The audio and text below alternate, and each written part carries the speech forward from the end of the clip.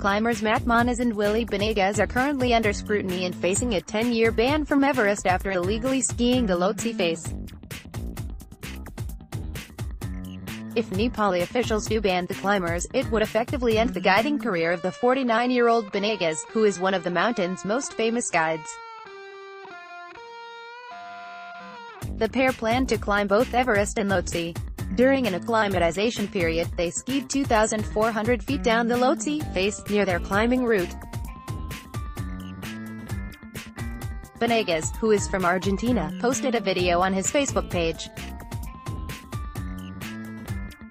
"Well, after 10 years dreaming about it, it happened," he wrote. Managed to ski from Camp 3 Everest 7,200 meters to Camp 2 6,400 meters. Someone reported them to officials, who checked to see if the climbers had secured the appropriate permits. Unwittingly, they had not. Moniz, 20, issued a statement, "Willie and I have permits for both Everest and Lhotse. Unfortunately, we were completely unaware of the ski permit requirement, and of course, have made arrangements to pay for the permit and comply with the regulations. We certainly respect Nepal's mountaineering rules and regulations and believe we were in compliance. The permitting process in the Nepal is, at best, baroque and convoluted. The word ski does not appear in the Mountaineering Expedition Rules, 2059-2002, posted on the Government of Nepal, Ministry of Culture, Tourism and Civil Aviation, Department of Tourism official website. The clause requiring a ski permit is buried in a document titled Tourism Industry Service Delivery Directives 2070, which details the paragliding and skydiving rules. Is only published in Nepali. Christopher J.D. Pollack, co-founder of Myrmidon Expeditions, has been introducing and promoting skiing to Nepalese youth and government officials for several years. I asked Pollack if the ski permit was well known and understood. "Absolutely not," he said. "I happened to stumble on the requirement, accidentally. As far as I'm aware, if it exists in a written-in regulation, it's hidden deep in a filing cabinet somewhere with inches of dust covering it."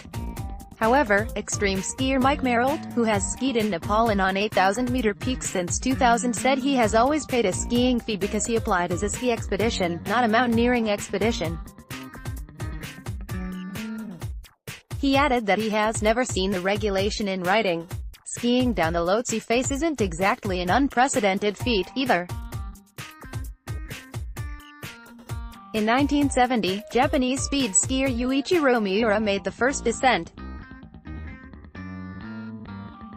In 2006, Kid and Rob Delorier skied the face with Jimmy Chin. Chris Davenport did so in 2011, as well. With 24 Himalayan expeditions and 11 Everest summits, Benegas is no stranger to Nepal. He is an IFMGA mountaineering ski guide. "In my many years of working in Nepal, I have never been made aware a permit is required to ski on Mount Everest," he said. Additionally, both climbers have deep ties to Nepal, raising over $100,000 for rebuilding efforts after the 2015 earthquake and personally delivering supplies to remote villages. The Sherpa community at Everest Base Camp has rallied around Moniz, who is American, and Benegas. The Sherpa wrote to the ministry saying, "We will support the government if it takes action against anything illegal on the mountains, but in the case of Willie's short ski descent, we all thought that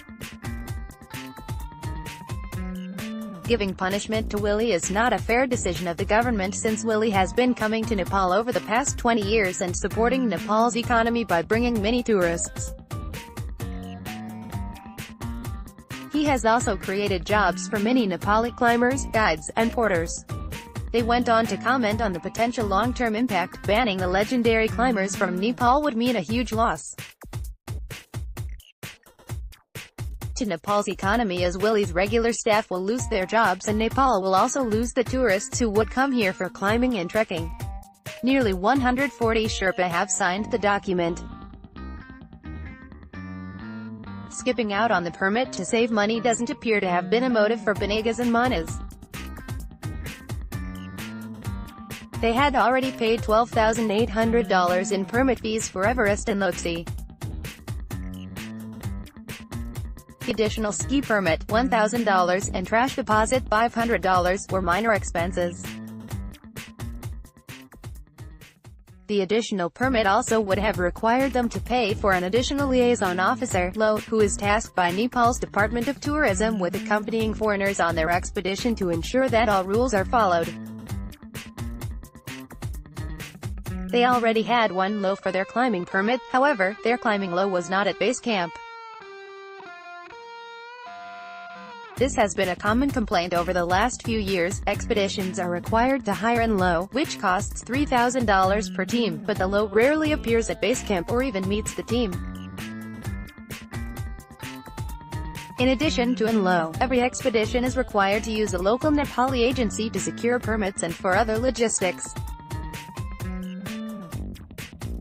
As reported in the Himalayan Times, High Altitude Dreams, the agency Benegas and Moniz used, denied knowing they were skiing. This is a little tough to believe, as Moniz had posted on Facebook that after he lost his skis while trekking to base camp, the agency assisted him in finding them.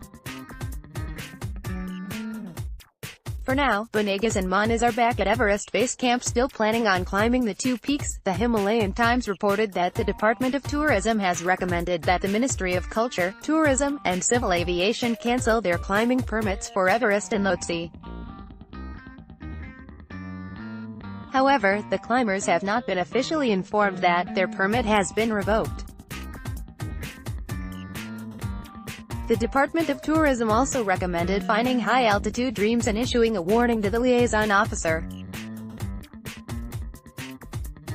Moniz's father, Mike, told me that he's sad the misunderstanding occurred. Matt is still hopeful to climb, he added, but the skis will stay in his tent.